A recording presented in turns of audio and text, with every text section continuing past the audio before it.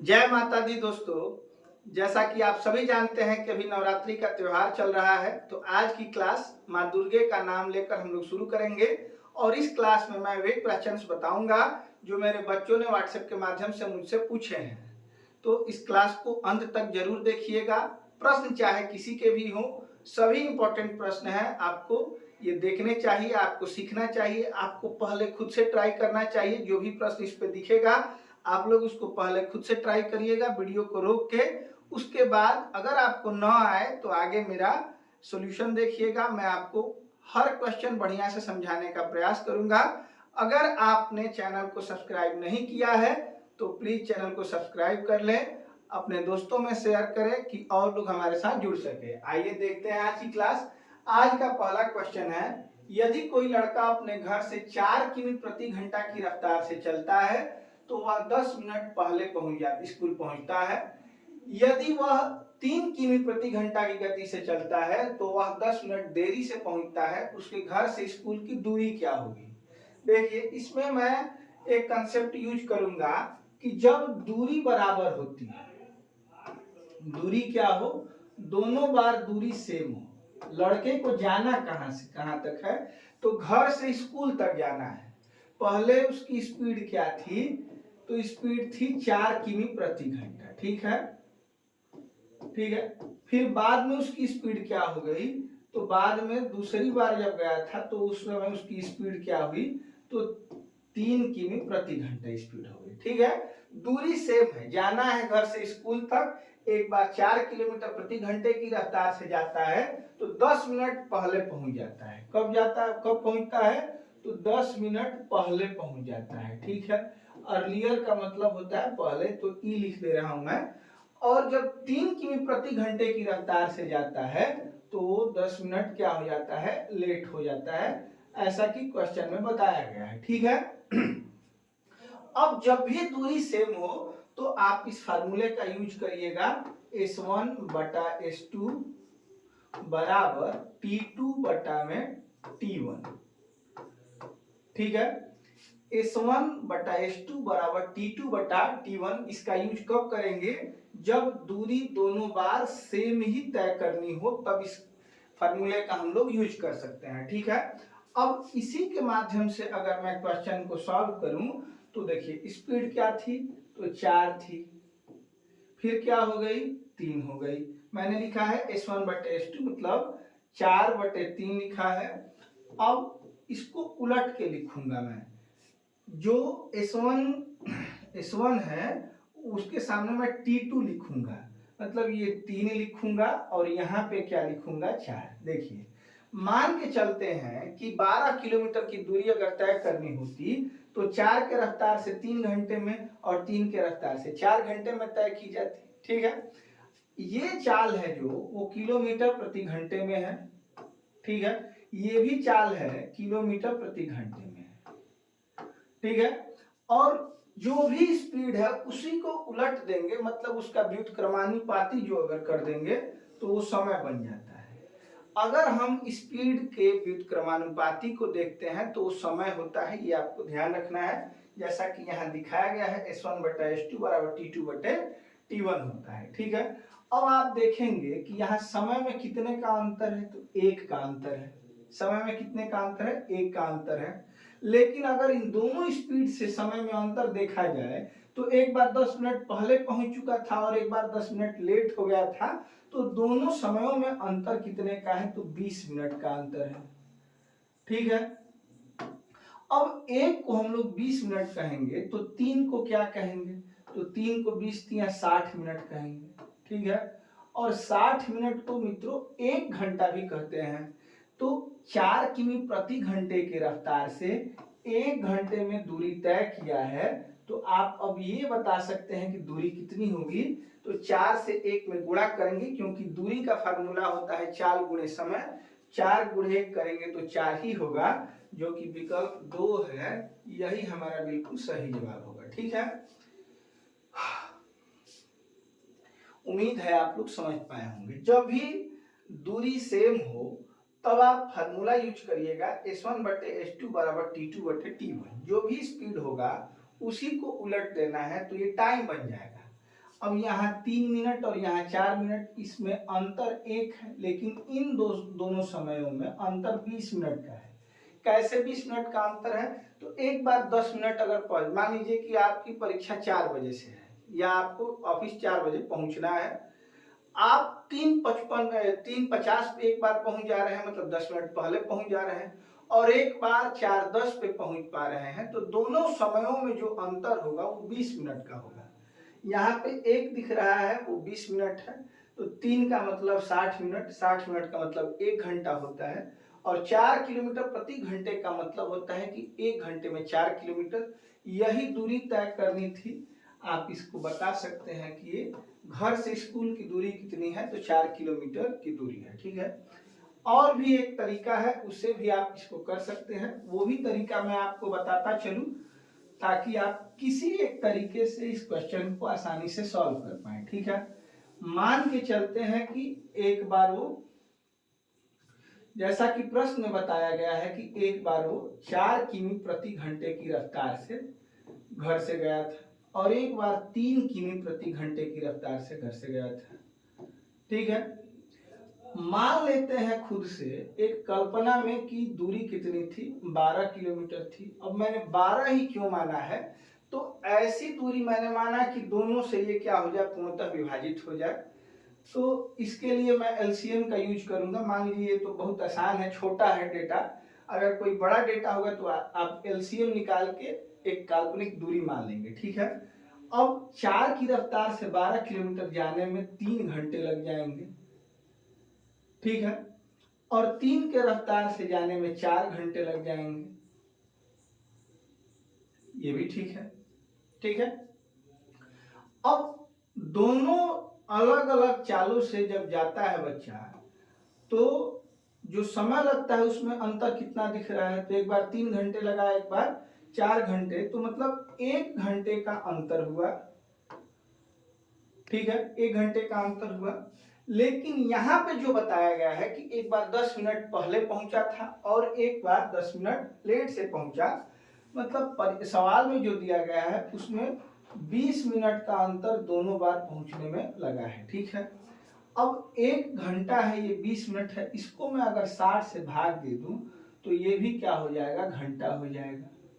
ठीक है, अब 20 से अगर मैं 60 में भाग दूं तो 1 को कहेंगे 1/3, घंटे से घंटा क्या हो जाएगा, कट जाएगा। 1 को कहेंगे 1/3। अब दूरी जब हमको निकालनी है तो ये दूरी मैंने काल्पनिक रूप से 12 मानी थी। अब 1 को 1/3 कहेंगे तो 12 को क्या कहेंगे, तो 12 गुणे 1/3 कहेंगे। तो इस तरीके से भी आप उत्तर तक पहुंच पाएंगे कि वास्तव में घर से स्कूल की दूरी कितने किलोमीटर थी, तो 4 किलोमीटर थी, जो हम लोग पहले से भी इसको पा चुके हैं। मतलब ये आंसर हम लोग पहले से भी निकाल चुके हैं। उम्मीद है आप लोग इस बात को बहुत आसानी से समझ पाए होंगे। चलते हैं आज के अगले क्वेश्चन पे। आज का अगला क्वेश्चन औसत चैप्टर से है। 10 संख्याओं का औसत 30 है। औसत का मतलब आप समझिए कि हिस्सा है, और यहाँ पे कितने लोग हैं, यहाँ पे टोटल 10 लोग हैं, 10 भाई हैं। मान लीजिए कि कितने भाई हैं, 10 भाई हैं। आप चाहे तो कुल भी लिख सकते हैं, क्योंकि 10 तक गिनती लिखना कोई बहुत कठिन बात नहीं है। ठीक है, अब इन सबके पास कितने कितने रुपए हैं, तो 30-30 रुपए इन सबके पास है। औसत का मतलब होता है कि प्रत्येक व्यक्ति का हिस्सा कितना है, 30 है, औसत 30 दिया गया है। तो आप ये समझिएगा कि ये सबके पास 30-30 रुपए हैं। यदि एक संख्या में 30 की वृद्धि कर दी जाए और शेष 5 में से प्रत्येक में 4 की कमी कर दी जाए, 4 शेष 5 में से इन पांचों में से कितना कम कर लिया गया, 4 4 4 4 4, सब में से कम हो गया, और एक में कितना बढ़ा दिया गया, 30 की वृद्धि, इसमें कितना बढ़ा दिया गया, 30 बढ़ा दिया गया। ठीक है, ये एक पूरे परिवार की बात मैं कर रहा हूं। मान के चलिए कि एक परिवार में 10 लड़के हैं, 10 लड़कों के पास 30-30 रुपया है। ठीक है, परिवार के 5 लोगों से 4-4 रुपया ले लिया गया और एक लड़के को 30 रुपया दे दिया गया। ठीक है, अब इसका असर क्या होगा, तो 4 पचे 20, 20 ले लिया गया है और 30 रुपया दे दिया गया है। ठीक है, इसका मतलब कि पूरे परिवार में 10 रुपया प्लस हो जाएगा। कितना प्लस हो जाएगा? तो 10 रुपया प्लस हो जाएगा। क्यों? क्योंकि 4-4 रुपए के माध्यम से 20 रुपया निकाल के और 30 रुपया एक ही लड़के को दे दिया गया था, तो पूरे परिवार की इनकम में 10 की वृद्धि होगी। अब औसत का कंसेप्ट ये होता है दोस्त कि जो भी इनकम होगी वो सब लोग मिल के बराबर बराबर बांट लेंगे। अगर कमी होती है तो सभी लोगों में से बराबर बराबर निकाल लिया जाता है। तो बताइए, अगर 10 रुपए बढ़े हैं तो कोई एक ही व्यक्ति ले लेगा या सभी लोग इसको बराबर बराबर बांटेंगे? तो इसका ये जवाब होगा कि सभी लोग बराबर बराबर बांटेंगे। 10 रुपए को अगर 10 लोगों में बांटना हो तो सबके पास कितना बढ़ जाएगा? तो 1-1 रुपया सबके पास क्या हो जाएगा? बढ़ जाएगा। तो अब जो औसत होगा 31 रुपया हो जाएगा। बहुत ही आसान क्वेश्चन था, मैंने समझाने के लिए इतना लिखा है। इसको आप मौखिक भी सॉल्व कर सकते हैं। इसका सही जवाब दूसरा विकल्प होगा, 31 इसका सही जवाब होगा। चलिए अब देखिए, औसत का जो कंसेप्ट है वो आपके दिमाग में होना चाहिए। जितनी संख्याएं होती है वो आप मान लीजिए कि एक परिवार के सदस्य हैं, जो बाहर से वृद्धि होती है औसत में उसको पैसा मान के आप मानिए कि बढ़ा है पैसा। जो भी वृद्धि होगी वो परिवार के सभी सदस्यों में बराबर बराबर बांटने की व्यवस्था की जाएगी। जो बराबर में हिस्सा पड़ता है उसी को हम लोग औसत कहते हैं। आप हमेशा इसको बांट के ही करिएगा, जिससे आपको हमेशा आसानी होगी, कभी गुणा भाग करने की जरूरत नहीं पड़ेगी। अगर आप इसको किसी एक फार्मूले के माध्यम से करना चाहते हैं तो आप एक तरीका और अपना सकते हैं। देखिए, मैं आपको बताऊं एक फार्मूला जो कि हर जगह ये अप्लाई होगा, कभी ये फेल नहीं मारेगा। संख्या गुणे औसत बराबर योग। इससे आप औसत के सभी क्वेश्चन कर सकते हैं। मतलब संख्याओं की संख्या, औसत और योग। मान लेते हैं कि ये 10 संख्याएं हैं जैसा कि प्रश्न में दिया गया है, इनका औसत 30 है। मतलब इनका योग जो होगा घर में टोटल 300 रुपए है। ठीक है, अब क्या किया गया है? 30 रुपए की वृद्धि एक में की गई है, मतलब इस योग में 30 रुपया बढ़ गया है। ठीक है, शेष 5 में से प्रत्येक में 4 की कमी कर दी गई है, मतलब 4 गुणे 5 मतलब 20 की कमी कर दी गई है। ठीक है, अब योग पे क्या प्रभाव पड़ेगा? तो 330 से 20 को घटाएंगे तो 310 हो जाएगा। संख्या वही रही, परिवार में 10 के 10 अभी भी सदस्य हैं। अगर आपको अब औसत ज्ञात करना है तो जैसा कि फार्मूले में लिखा गया है वैसे ही अगर हम लोग करेंगे तो जो गुणे में है वो यहाँ पे जाके भाग हो जाएगा और नई औसत हमें कितनी मिल जाएगी? 31। ठीक है, और ये हम लोग पहले भी निकाल चुके हैं बांटने के माध्यम से। चलते हैं अगले क्वेश्चन पे। अगला क्वेश्चन जो लिया गया है मित्रों, ये साझेदारी चैप्टर से है, मतलब साझा चैप्टर से है।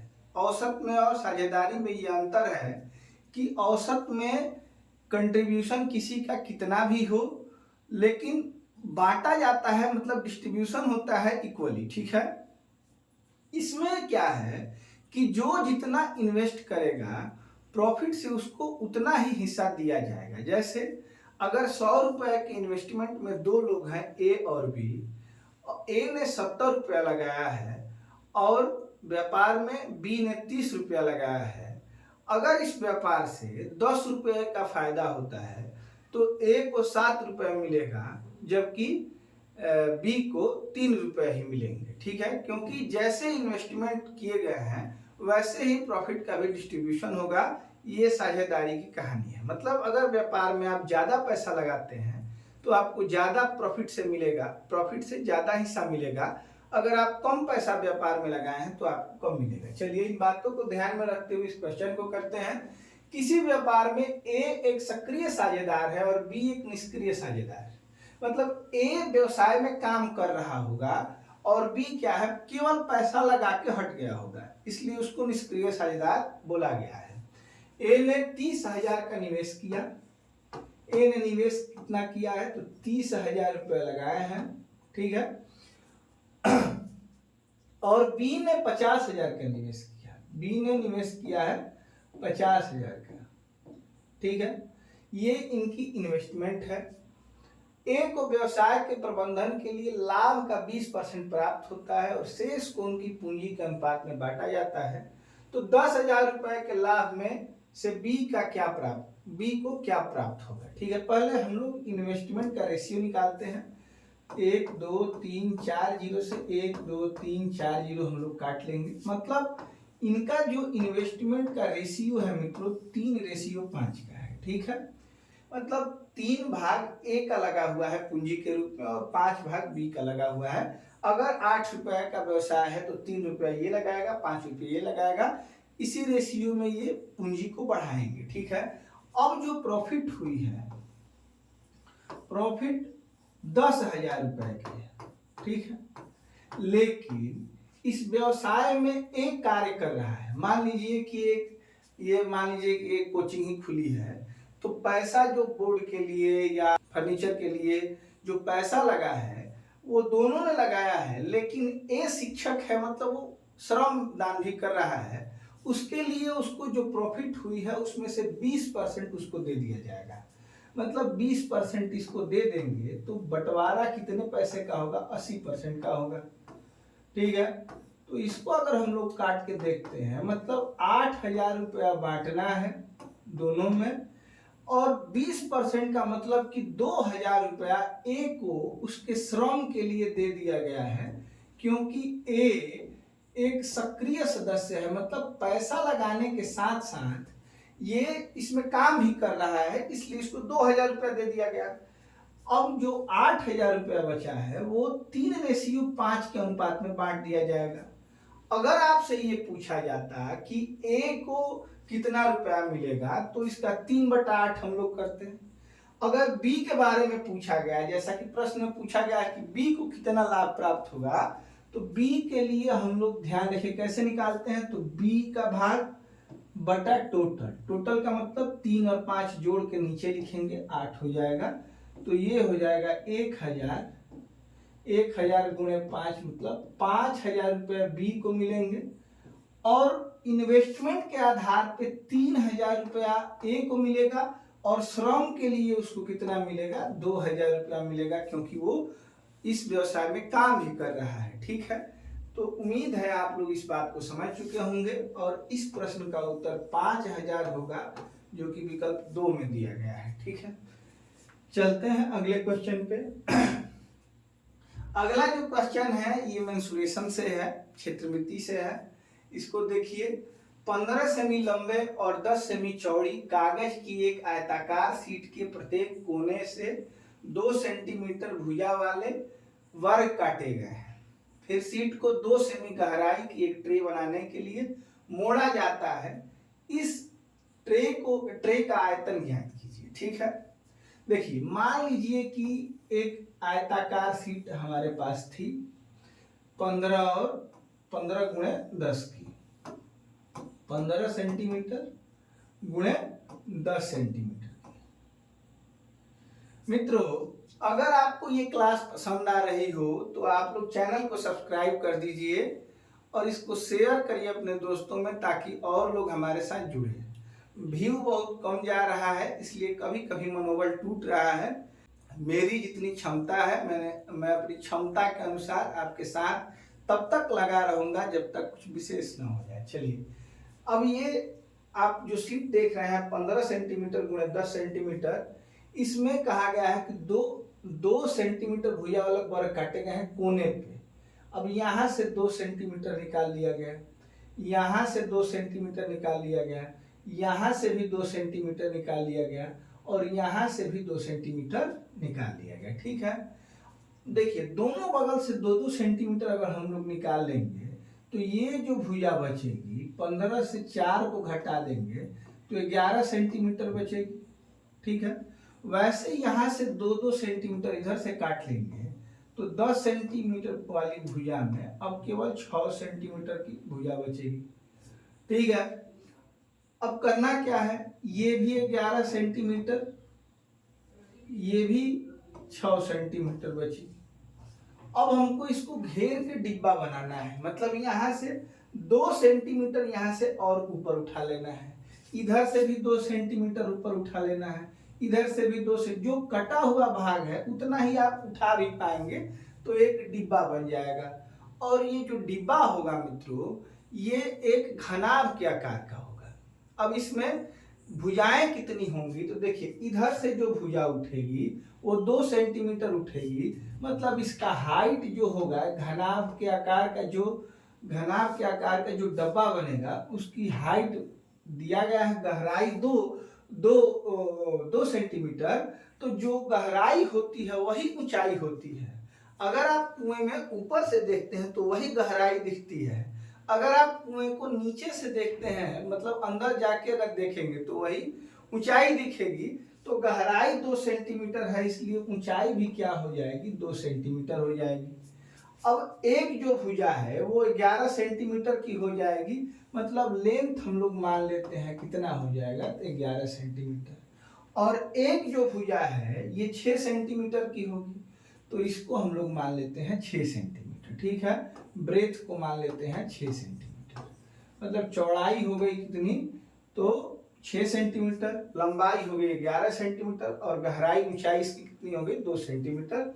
अब इस ट्रे का आयतन निकालना है, तो घनाभ का आयतन आपको बढ़िया से पता होगा, LVH होता है। अगर आपको इसके फार्मूले नहीं पता है तो आप लोग एक बार जाके इसके फार्मूले जरूर याद कर लीजिए। L into B into H होता है इसका फार्मूला, 2 छक्के 12 और 11 से गुणा करना है, तो 12 11 जा 132 होगा, ठीक है। 132 तीसरे ऑप्शन में दिया गया है। और ये आयतन है तो सेंटीमीटर क्यूब में होगा या घन सेंटीमीटर में होगा, जो कि विकल्प 3 में दिया गया है, यही हमारा सही जवाब होगा। इसको थोड़ा सा ठीक से लिख लेते हैं ऐसे, ठीक है। चलिए, उम्मीद है आप इस क्वेश्चन को समझ पाए होंगे। कहीं भी आपको दिक्कत हो तो फिर से जरूर मैसेज करिएगा, मैं आपको फिर से बताने का प्रयास करूंगा। चलिए, अगला क्वेश्चन भी आयतन से ही दिया गया है, पृष्ठीय क्षेत्रफल से दिया गया है। 2 घनों जिनमें प्रत्येक का आयतन 27 सेंटीमीटर क्यूब होना चाहिए, यहाँ पे 27 सेंटीमीटर क्यूब है, के संलग्न फलकों को मिलाकर एक ठोस बनाया जाता है। इससे बनने वाले घनाभ का पृष्ठीय क्षेत्रफल बताइए। देखिए, आयतन अगर दिया गया है घन का, तो भुजा निकालना बहुत आसान है, क्योंकि घन का आयतन होता है, घन का आयतन होता है भुजा का क्यूब, ठीक है। अब घन का आयतन दिया गया है 27, भुजा का क्यूब के बराबर, तो अगर इसको क्यूब को हटाएंगे तो इधर क्यूब रूट हो जाएगा, तो भुजा जो होगी घन की 3 सेंटीमीटर की भुजा हो जाएगी, ठीक है।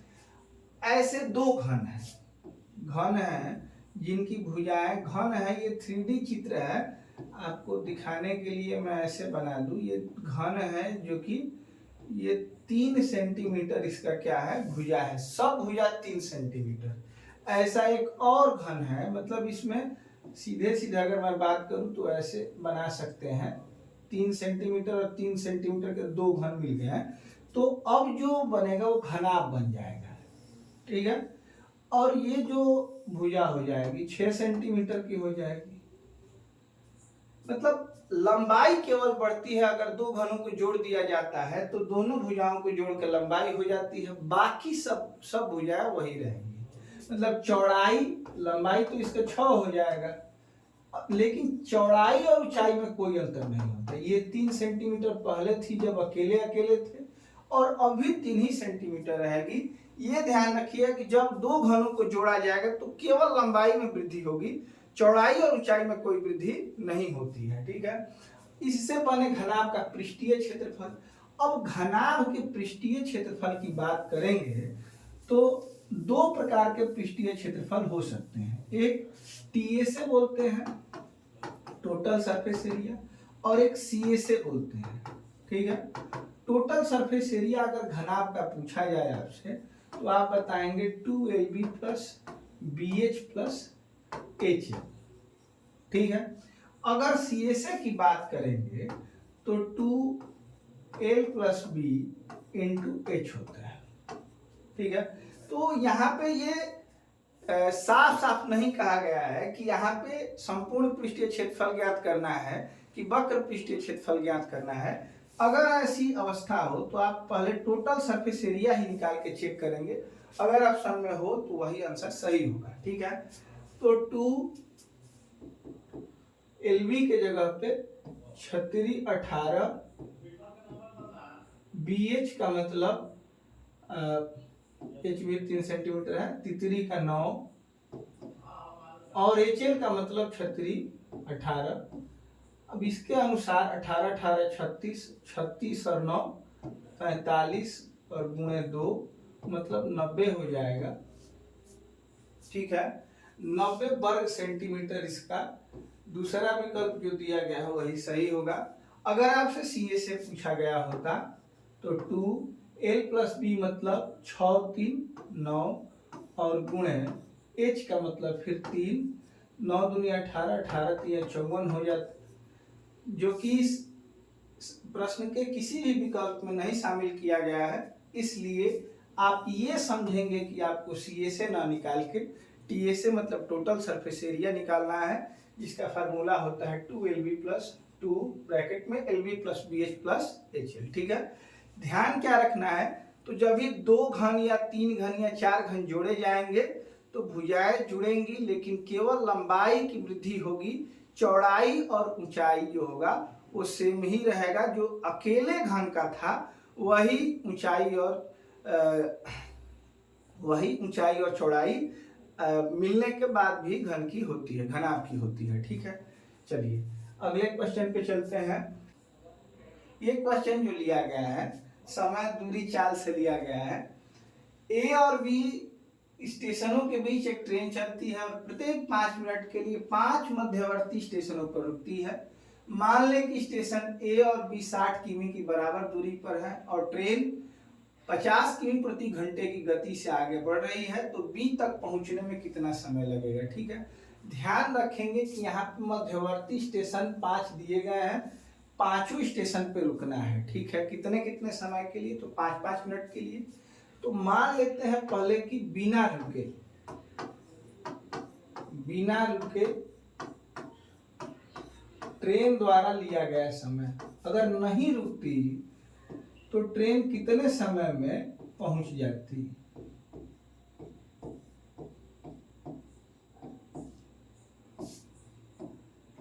बिना रुके ट्रेन द्वारा लिया गया समय बराबर होता है दूरी और बटे चाल, 50 रखा गया है।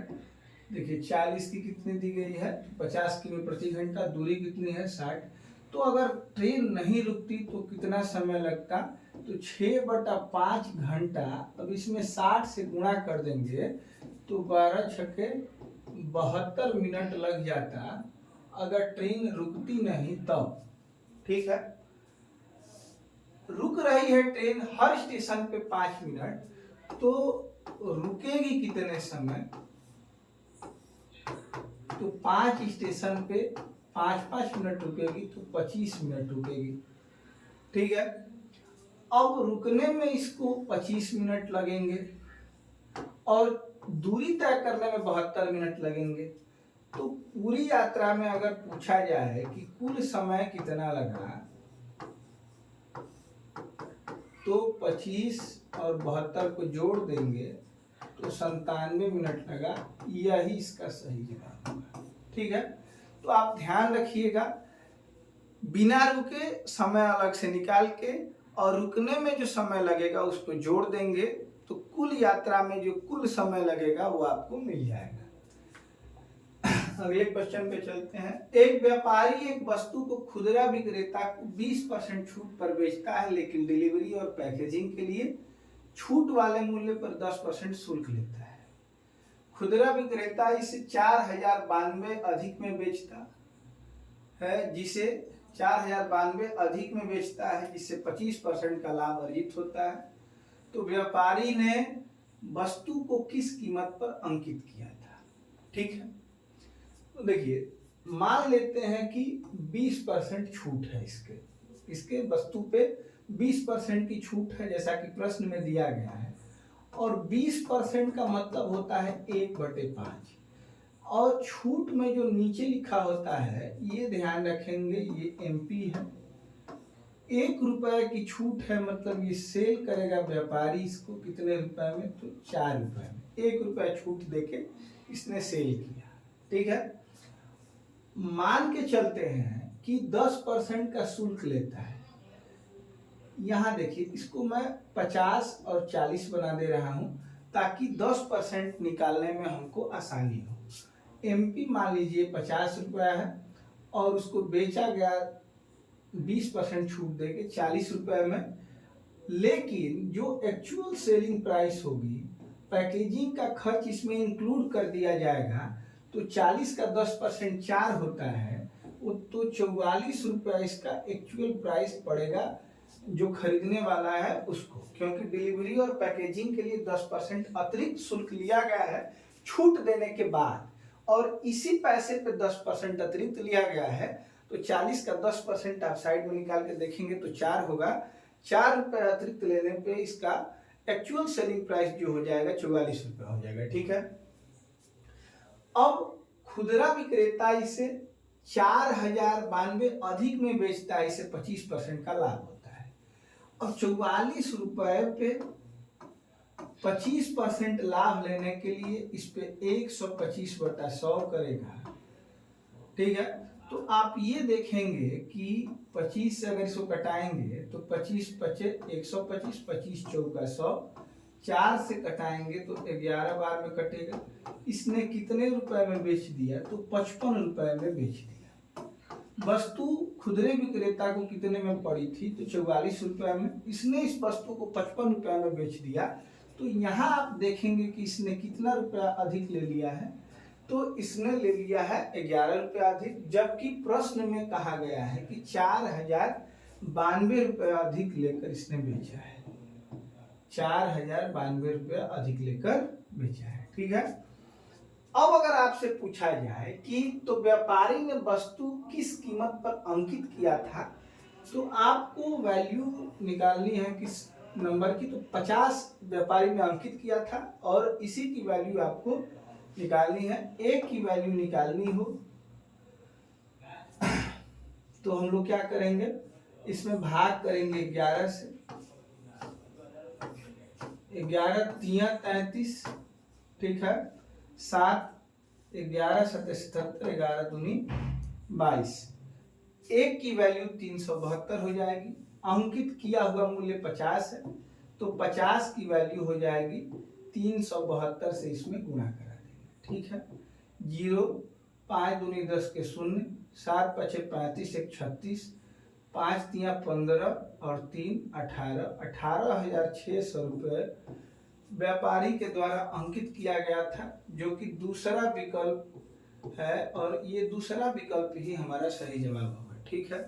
करना कुछ नहीं है, यहाँ 5 से 4 मैंने किया था, 10% निकालना था, इसलिए मैंने एक एक जीरो खुद से चिपका दिए हैं। अगर मैं 5 रुपये और 4 रुपये मान सकता हूं तो मैं 50 और 40 भी अपनी सुविधा के अनुसार मान सकता हूं, ठीक है। अब इस पे 10% डिलीवरी चार्ज लगा था, तो 44 रुपया इसका एक्चुअल प्राइस हुआ। इस पे इसने 25% लिया है, मतलब 55 में इसने बेचा। देखेंगे कि ये 11 रुपये बढ़ा दिया है, जबकि यहाँ पे कहा गया है कि 4092 रुपया बढ़ाया है। 11 को 4092 कहेंगे तो 1 को 372 कहेंगे। अंकित किया गया मूल्य पूछा गया है जो कि 50 है, 50 की वैल्यू हम लोग निकालेंगे तो 18,600 हो जाएगा, जो विकल्प 2 में दिया गया है, और ये बिल्कुल सही जवाब है। चलिए अगले क्वेश्चन पे चलते हैं। इसमें देखिए 15,000 रुपए की राशि पर 18% प्रतिवर्ष की दर से 3 वर्षों के लिए चक्रवृद्धि ब्याज कितना है, यदि ब्याज वार्षिक रूप से संयोजित होता है। अपने उत्तर को निकटतम पूर्णांक तक सन्निकटित कीजिए। अब देखिए ये क्या है, तो ये केवल और केवल कैलकुलेशन है। मैं इसको करूंगा 18% को 3 बार मैं क्रमिक वृद्धि करूंगा 18% की 18% की 3 बार मैं क्रमिक वृद्धि करूंगा और 15,000 रुपए का उतना परसेंट मैं निकालूंगा और ये जो अप्रॉक्स वैल्यू है वो निकल के आ जाएगी। जैसे मैंने आपको बताया है कि अगर 3 बार वृद्धि करनी हो तो दो दो करके भी हम लोग कर सकते हैं और 3 के लिए भी मैंने फार्मूला बताया था। आप लोग 2 करके ही आसानी से कर सकते हैं। 18 प्लस 18 गुणे 18/100,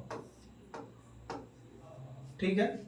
18 36 हो जाएगा, 18 का स्क्वायर हो जाएगा 3 से 24, ठीक है। 100 से भाग करेंगे 2 अंक पे दशमलव लग जाएगा, तो 36 3 39.24 हो जाएगा ये, ठीक है।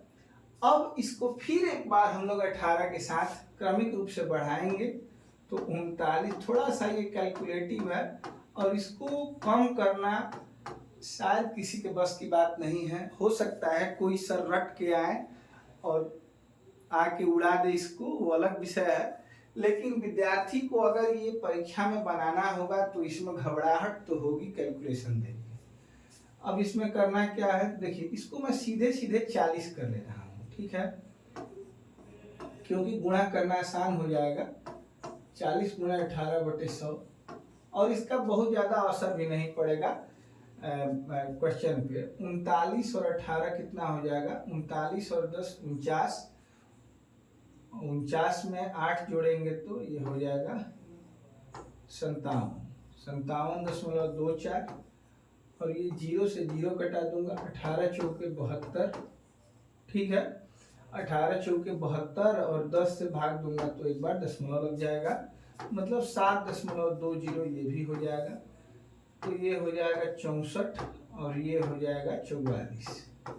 सीधे सीधे मैं इसको 64% ले रहा हूं क्योंकि मुझे क्या करना है, सन्निकटित करना है। अब मैं 15,000 का 64% निकाल लूंगा। 15,000 का 64% निकालूंगा तो हो जाएगा 0000, 15 चौके 60, हासिल 6, 15 छक्का 90 और 6 कितना हो जाएगा 96, ठीक है। ये हो जाएगा 9600। इससे सबसे करीब कौन सा है, तो ये 10,264 जो कि बिल्कुल सही जवाब होगा। और ज्यादा इसको चाहे आप तो गहराई से निकाल सकते हैं, मुझे कैलकुलेशन करना बिल्कुल पसंद नहीं है। मैंने आपको एक मोटे तौर पे तरीका बता दिया है कि आपको करना क्या है, आगे आप कैसे इसको करते हैं ये आप समझिएगा। आगे वाले क्वेश्चन पे चलते हैं। यदि एक कुर्सी को 20% की छूट पर बेचा जाता है तो 20% का लाभ होता है। यदि कुर्सी को 30%, अब करना क्या, देखिए छूट की बात की जाए तो आप इसका फ्रैक्शन निकालेंगे, 1/5 हो जाएगा। और छूट में ये नीचे MP लिखा होता है, तो MP अगर 5 है, मार्क प्राइस मतलब अंकित मूल्य 5 है, इस पे एक छूट दे के बेचा जाए, ठीक है, तो 4 रुपए में बेचा जाएगा।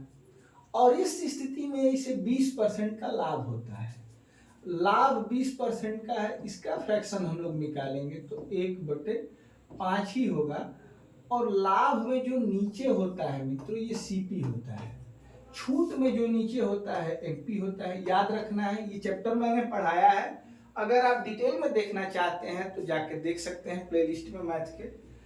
और CP 5 है और इस पे लाभ 1 लेना है, मतलब 6 रुपए में बेचा जाएगा। अब इसको हम लोग लिख सकते हैं CP 5 और SP लिखेंगे 6। मर्ज करना मैंने आपको सिखाया है, देख लीजिए, यहाँ पे 4 भरेंगे, यहाँ पे 6 भरेंगे। अगर कटाना चाहते हैं तो आप 2 कटा सकते हैं, 2 दूनी 4, 2 दूनी 4 और 2 तिये 6। MP है 15, SP है 12 और CP है 10। अब यहाँ कंडीशन चेंज किया गया है। यदि कुर्सी को 30% की छूट पर बेचा जाता है, मतलब देखिए जो 15 रुपया है MP, इस पे 30% की अगर छूट दी जाती, 30% की छूट का मतलब होता है कि मान लीजिए, देखिए यहाँ पे मैं 0 बढ़ा दे रहा हूँ, इसको 150, इसको 120 और इसको 100 कर दे रहा हूँ। आप जहां चाहे जितने 0 बढ़ा सकते हैं रेशियो में, ये ध्यान रखिएगा। अगर 150 पे मैं 30% की छूट दूं, 30% की छूट दूं, मतलब छूट कितना हो जाएगा, तो 45 रुपए का छूट हो जाएगा, 105 रुपए में वस्तु बेची जाएगी। अब यहाँ आप ये जान चुके हैं कि नई जो एसपी हो जाएगी वो 105 रुपए हो जाएगी, क्योंकि 45 रुपये अब छूट दे दिया गया है। अब देखेंगे कि कितना लाभ हुआ है, तो 100 रुपए की वस्तु को 105 रुपए में बेचा जाता है, तो आप आसानी से कहेंगे कि 5% का लाभ हुआ है। ठीक है, जो कि ऑप्शन 1 में दिखाया जा रहा है, यही हमारा बिल्कुल सही जवाब होगा। ठीक है, तो आइए देखते हैं आज का अगला क्वेश्चन। जब एक वस्तु चलिए देखते हैं। तो आइए देखते हैं आज का अगला क्वेश्चन। जब एक वस्तु 3753 रुपए मतलब 3753 रुपए की दर से बेची गई, तो उसी वस्तु को 1432 रुपए की दर से बेचने पर हुई हानि से 11% अधिक लाभ हुआ। वस्तु का क्रय मूल्य ज्ञात कीजिए। 2 बार वस्तु बेची गई, एक बार बेची गई है 1432 रुपए में, ठीक है, और एक बार बेची गई है 3753 रुपए में। ठीक है, जाहिर सी बात है कि इसमें प्रॉफिट हुआ है, इसमें लॉस हुआ है, क्योंकि ये बहुत कम है, ये अधिक है। ठीक है, तो मान लेते हैं कि सीपी 100 रुपए है। सीपी कितना है? 100 रुपए है।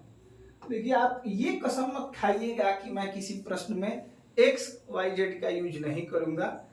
मैं ये कसम नहीं खाया हूं, कभी एक्स का यूज नहीं करूंगा। बहुत सारे टीचर्स ऐसे हैं जो कि रील्स बना बना के बताते हैं कि ये टीचर बेवकूफ़ है, एक्स पे पढ़ाता है।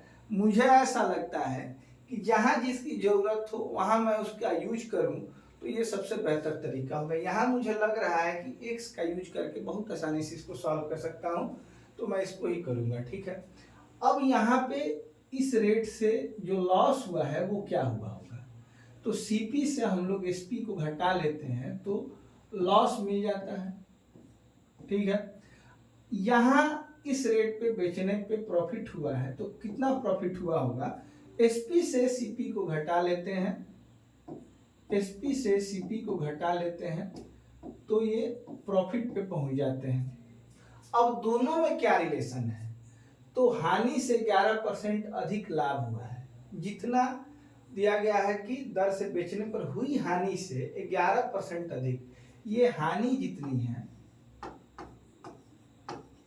इसमें अगर हम लोग 11% की वृद्धि कर देते हैं, तो 11% की वृद्धि करने के लिए 111/100 करेंगे, क्योंकि 100 पहले से कोई वस्तु होती है 100%, 11% वृद्धि मतलब कि 111% करेंगे तो प्रॉफिट के इक्वल हो जाएगा। ठीक है, अब इसी को कैलकुलेट करके हम लोग उत्तर तक पहुंच सकते हैं। जैसे इसमें मैं गुणा करूंगा तो 111x माइनस 1432 गुणे 111, और इससे जब मुझे गुणा करना होगा तो ये हो जाएगा 3753 पे 00 माइनस 100x। ठीक है, ये जाके इधर गुणा हो जाएगा और 111 से ऊपर इधर गुणा हो जाएगा। ठीक है, 111 में वो आके जुड़ेगा तो 211x हो जाएगा, और ये पहले से है 3753 पे 00। अब इसको हल करने के लिए जोड़ूंगा तो ये 2 हो जाएगा, 5 हो जाएगा, 9 3 12 के 2 हासिल 1, 5 8 13, 14 के 4 हासिल 1, 7 5 12, 13 के 3 हासिल 1, 3 1 4, 1 5 हो जाएगा। ठीक है, अब 211 से हम लोग भागेंगे 53 42 52 में, 53 42 52 में भाग देंगे 211 से, 2 बार देंगे तो 422 हो जाएगा। ठीक है, फिर इस पे 2 चढ़ा सकता हूं मैं, 5 बार जाएगा, ये 5 से 1055 हो जाएगा, 12 से 5 घटाएंगे 7 हो जाएगा, थोड़ा ऑप्शन को एक बार देख लेते हैं। 25 इसमें सब में 2 में 25 है, ये दोनों हो सकते हैं, आगे बढ़ाना पड़ेगा। 12 से 5 घटेगा 7, फिर 11 से 5 घटाऊंगा तो 6 हो जाएगा, ये कट जाएगा। ठीक है, अब इस पे फिर हम लोग उतारेंगे किसको, 5 को, 3 बार 6। अब मुझे दिख रहा है 25 3, दूसरा ऑप्शन सही हो जाएगा। आप इसको भाग देके आगे देख सकते हैं, यही आंसर आने वाला है, क्योंकि 25 3 तक मैंने भाग दिया, मुझे मिल गया ये आंसर। थोड़ा सा कैलकुलेटिव है, इसको आप लोग किसी और मेथड से अगर कर पा रहे हैं तो मुझे भी जरूर बताइएगा। अगले क्वेश्चन पे चलते हैं। ये बहुत ही आसान क्वेश्चन है, इसमें एक कंसेप्ट है, क्रय मूल्य कितना था पूछा गया है। एक घड़ी 144 रुपये में बेची गई, यदि लाभ की प्रतिशत था, लाभ प्रतिशत है, बहुत ही ये फेमस कंसेप्ट है, आसानी से इसको बना सकते हैं। लाभ प्रतिशत सीपी के बराबर हो तो क्या करना चाहिए। तो जो भी एसपी है, ये आप कंडीशन देख लीजिए, लाभ प्रतिशत सीपी के बराबर हो तो जो भी सीपी एसपी है इसको 2 भागों में तोड़ेंगे और दोनों का अंतर 10 होना चाहिए, गुणा इसके बराबर होना चाहिए। इसे 144 को तोड़ना है तो 18 और 8 मैंने तोड़ दिया, गुणा करेंगे तो देखेंगे कि 144 आ रहा है और अंतर 10 होना चाहिए। कब ये करेंगे, जब लाभ प्रतिशत बराबर हो सीपी के। तो हम लोग एसपी को ऐसे 2 हिस्सों में तोड़ते हैं कि अंतर 10 हो और गुणा एसपी के बराबर हो। 18 8 144 होता है। अब इसका आंसर हम लोग पा चुके हैं, छोटे वाले अंक पे 0 चढ़ाएंगे। अगर आपसे सीपी पूछी जाए तो आप बताएंगे 80 रुपया, अगर आपसे लाभ प्रतिशत पूछा जाए तो आप बताएंगे 80%। ठीक है, अब इसका क्वेश्चन में इस क्वेश्चन में क्रय मूल्य पूछा गया है, इसका सही जवाब 80 होगा। एक और कंसेप्ट है इसका, वो भी आप लोग ध्यान रखिएगा। जब हानि प्रतिशत इक्वल हो सीपी के तो लॉस परसेंट इक्वल हो किसके, सीपी के। जैसे तो इसमें एसपी को ऐसे 2 भागों में तोड़ा जाता है जिनका योग 10 होता है। जब ये प्रॉफिट परसेंट सीपी के इक्वल था तो मैंने अंतर 10 किया था। अब इसको मैं ऐसे भाग में तोड़ूंगा, मान लीजिए कि 21 है एसपी, तो इसको ऐसे 2 भागों में तोड़ूंगा कि योग 10 हो। तो इसको 3 और 7 में तोड़ दिया मैंने, गुणा देख रहे हैं कि 21 हो रहा है और अंतर योग देख रहे हैं 10 हो रहा है। योग कब करते हैं, जब लॉस परसेंट इक्वल हो सीपी के, और अंतर 10 कब होता है, जब प्रॉफिट परसेंट इक्वल हो सीपी के। ये आपको याद रखना है। उसमें केवल छोटे अंक पे 0 चढ़ाते थे, इसमें 2 उत्तर आपको मिलेंगे। अगर सीपी पूछा जाए तो 70 रुपया या 30 रुपया, 2 आंसर इसके मिलते हैं। अगर आपसे पूछा जाए कि लॉस परसेंट कितना है तो 70% या 30%। तो ये दोनों कंसेप्ट आप याद रखेंगे, बहुत ही फेमस कंसेप्ट है, मैंने इसको बताया भी है पहले वीडियो में, जो मैंने डिटेल में प्रॉफिट लॉस पढ़ाया है, आप जाके जरूर देखिएगा, ये आपको मिलेगा। चलिए इसी क्वेश्चन के साथ चलते हैं अगले क्वेश्चन पे।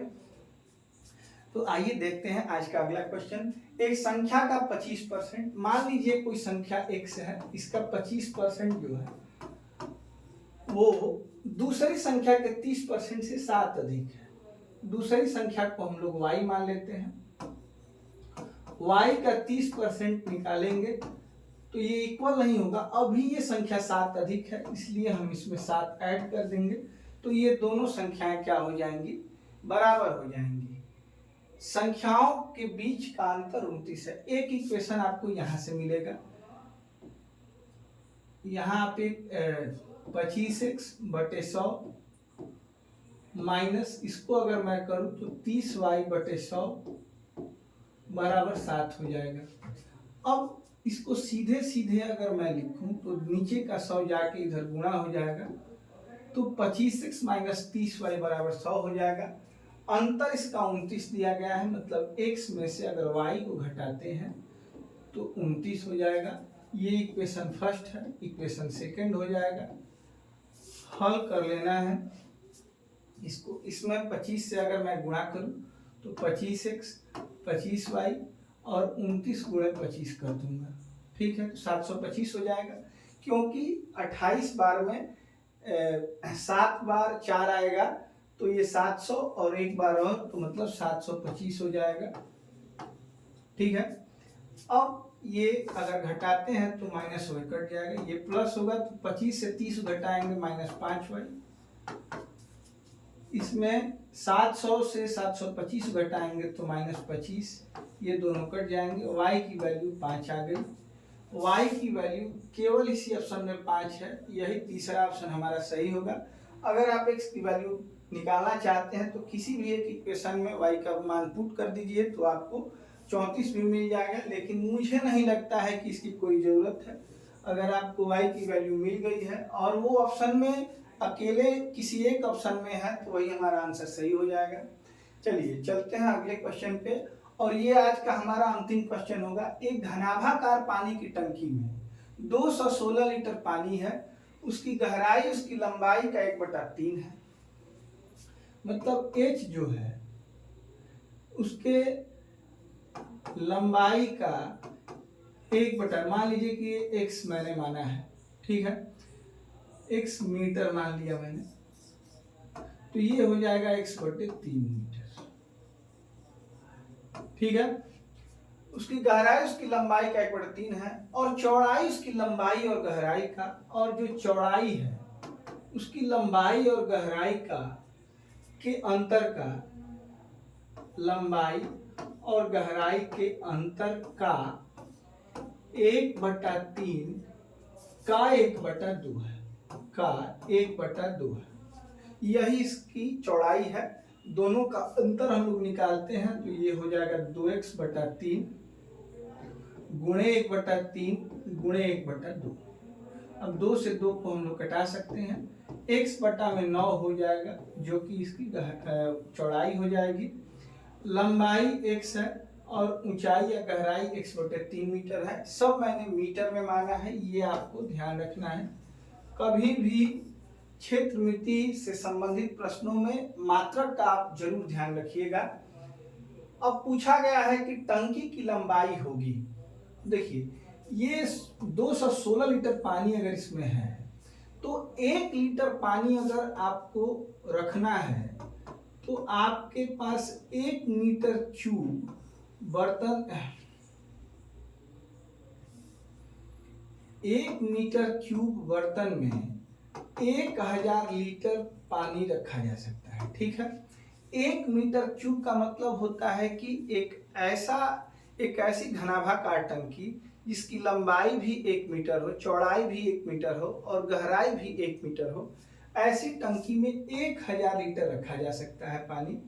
ठीक है, 216 लीटर पानी है। देखिए इसको अगर मैं 1 लीटर करूंगा तो ये 1/1000 मीटर क्यूब हो जाएगा। ठीक है, फिर मैं इसको 216 लीटर करूंगा तो यहाँ मैं कहूँ कि 216/1000 मीटर क्यूब इसका आयतन है टंकी का, तो ये गलत नहीं होगा। अब आयतन का फार्मूला होता है LBH, L का मतलब x, B का मतलब है x/9 और H का मतलब है x/3, और इसकी वैल्यू मैंने निकाल ली है 216/1000, 216/1000।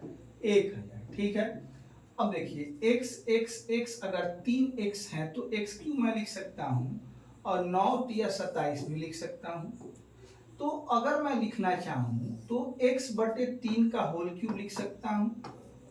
ठीक है, इसकी वैल्यू दी गई है 216/1000, तो इसको भी मैं चाहूँ तो 6/10 का क्यूब लिख सकता हूँ। इसको मैं 3 ये क्यूब से क्यूब काट दूंगा तो x/3 की जो वैल्यू आएगी, यहाँ एक बार देख लीजिए फ्रेश, x/3 की जो वैल्यू आएगी 6/10 आएगी। x/3 की जो वैल्यू आएगी 6/10 आएगी।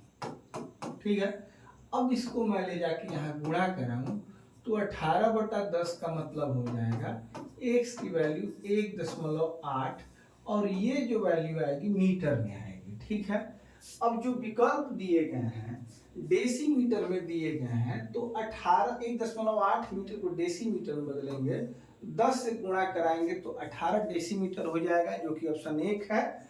उम्मीद है इस बात को आप समझ चुके होंगे। थोड़ा सा एक बार ये फिर एक देख लीजिए, 1000 लीटर पानी रखने के लिए 1 मीटर क्यूब आयतन वाली टंकी की आवश्यकता होती है। ध्यान रखिएगा।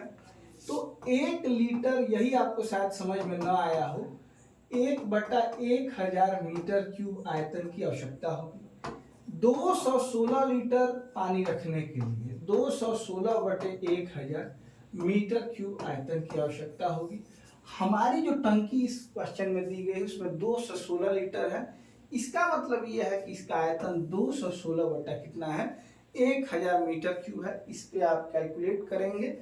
L मान के x को x/3 और B मानेंगे x/9, तो आप उत्तर तक पहुंच पाएंगे और इसका सही जवाब हो जाएगा 1.8 मीटर या 18 डेसीमीटर, जो कि ऑप्शन 1 में दिया गया है। उम्मीद है दोस्तों आज की क्लास आपको जरूर पसंद आएगी। अगर आपको ये क्लास पसंद आती है तो चैनल को सब्सक्राइब करना ना भूलें, वीडियो को अपने दोस्तों में शेयर करें ताकि और लोग भी हमारे साथ जुड़ सकें। मिलते हैं आपसे अगले वीडियो में, तब तक के लिए नमस्कार। आपका दिन शुभ हो।